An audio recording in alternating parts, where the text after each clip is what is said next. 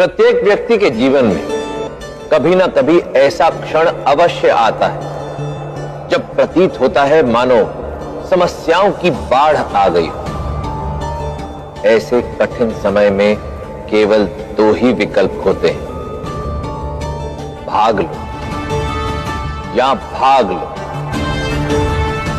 अचंभित मत होइए, ये दो भिन्न उपाय हैं।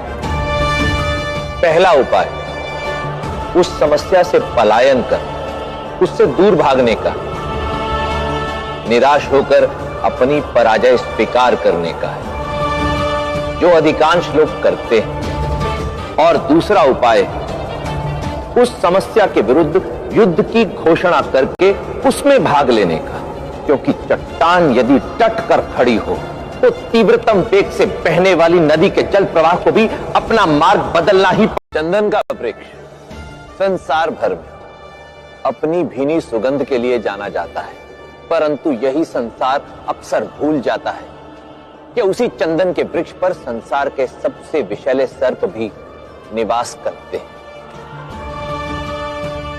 इसी प्रकार बाहर से अत्यंत मीठा बोलने वाला व्यक्ति भीतर ही भीतर आपके लिए अपने मन में शत्रुता का भाव भी रख सकता है।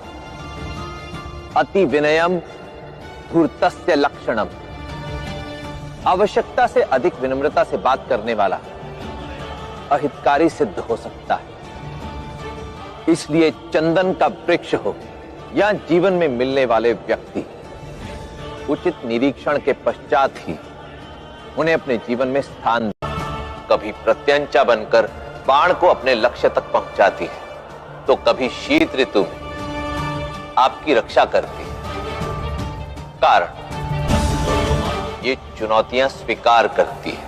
इसी प्रकार जीवन में भी भिन्न परिस्थितियों में जो व्यक्ति चुनौतियां स्वीकार करता है, वो स्वयं तो सफलता के शिखर तक पहुंचता ही है, अन्य को भी लाभ पहुंचाता है। इसलिए चुनौतियों से घबराइए नहीं, उनका सामना कीजिए। इस रुई को देख रहे हैं आप, कभी ये बाती बनकर दिए का प्रकाश बनती है, कभी वस्त्र बनकर किसी की शोभा बढ़ाती है, कभी प्रत्यंचा बनकर बाण को अपने लक्ष्य तक पहुंचाती है, तो कभी शीत ऋतु में आपकी रक्षा करती है। कारण ये चुनौतियां स्वीकार करती है। इसी प्रकार जीवन में भी भिन्न परिस्थितियों में जो व्यक्ति चुनौतियां स्वीकार करता है, वो स्वयं तो सफलता के शिखर तक पहुंचता ही है, अन्य को भी लाभ पहुंचाता है। इसलिए चुनौतियों से घबराइए नहीं, उनका सामना कीजिए। इस रुई को देख रहे हैं आप, कभी ये बाती बनकर दिए का प्रकाश बनती है, कभी वस्त्र बनकर किसी की शोभा बढ़ाती है, कभी प्रत्यंचा